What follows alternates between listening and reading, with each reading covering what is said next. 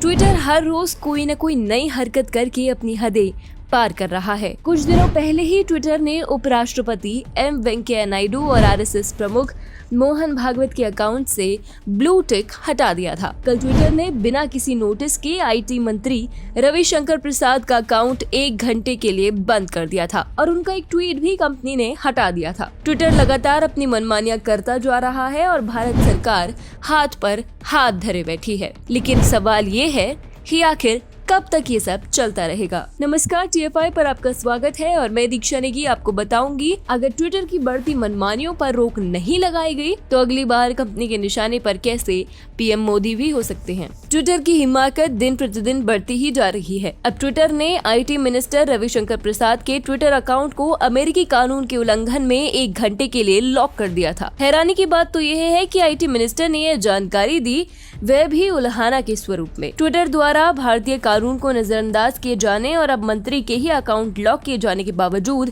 केंद्र सरकार ने अभी तक ट्विटर को बैन नहीं किया है।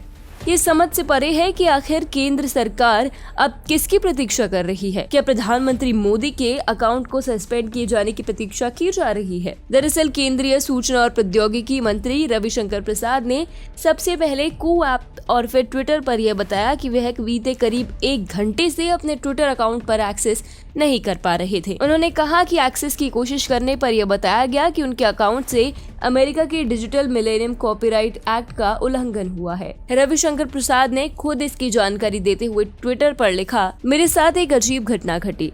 ट्विटर ने शुक्रवार सुबह लगभग 1 घंटे तक मेरे अकाउंट को एक्सेस नहीं करने दिया। उन्होंने अमेरिकी कानून के डिजिटल मिलेनियम कॉपीराइट एक्ट के कथित उल्लंघन का आरोप लगाया और इसके 1 घंटे बाद उन्होंने मेरे अकाउंट का एक्सेस दिया। रविशंकर प्रसाद ने आगे लिखा है कि ट्विटर की एक कार्रवाई इंफॉर्मेशन टेक्नोलॉजी कोड रूल्स 2021 के नियम 4 के भाग 8 के घोर उल्लंघन में से एक थी, जहां अकाउंट ब्लॉक करने से पहले ट्विटर ने मुझे कोई भी नोटिस नहीं दिया। आईटी मिनिस्टर ने बताया कि पिछले कई वर्षों में किसी भी टेलीविजन चैनल या किसी भी एंकर ने सोशल मीडिया पर शेयर किए गए मेरे साक्षात्कारों के इन समाचार क्लिप के संबंध में कॉपीराइट उल्लंघन के बारे में कोई शिकायत नहीं की है। आईटी और कानून मंत्री रविशंकर प्रसाद ने आगे कहा, ट्विटर का एक्शन दिखाता है कि वे अभिव्यक्ति की आजादी के अग्रदूत नहीं है, जैसा कि वे दावा करते हैं, बल्कि वे केवल अपना एजेंडा चलाने में दिलचस्पी रखते हैं।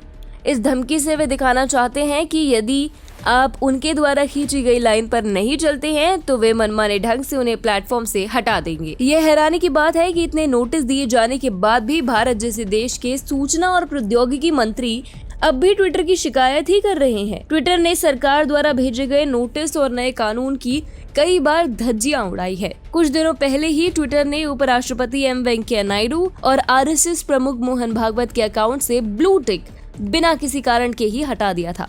ये विडंबना ही है कि मंत्री जी अब भी शिकायत कर रहे हैं। अब आईटी मंत्री को कुछ अमेरिकी कानून का हवाला देते हुए ट्विटर द्वारा ब्लॉक कर दिया गया है। कल मुख्य निशाने पर प्रधानमंत्री नरेंद्र मोदी भी हो सकते हैं। ट्विटर का यह एक्शन दर्शाता है कि वह जो चाहता है उसे पाने के लिए सभी हदें पार कर सकता है। क्या सरकार ट्विटर के खिलाफ एक्शन लेने के लिए प्रधानमंत्री मोदी के अकाउंट को सस्पेंड किए जाने का इंतजार कर रही है? ट्विटर को मौका मिलेगा तो वह ऐसा करने से पीछे भी नहीं हटेगा, जिसका सबसे बड़ा उदाहरण खुद डोनाल्ड ट्रंप का अकाउंट है। जिस तरह नाइजीरिया ने ट्विटर की मनमानी से तंग आकर उसे बैन कर दिया था, उसी प्रकार अब भारत सरकार को भी ट्विटर के खिलाफ तुरंत एक्शन लेने की आवश्यकता है। नहीं तो यह घाव कब नासूर बन जाए किसी को नहीं पता।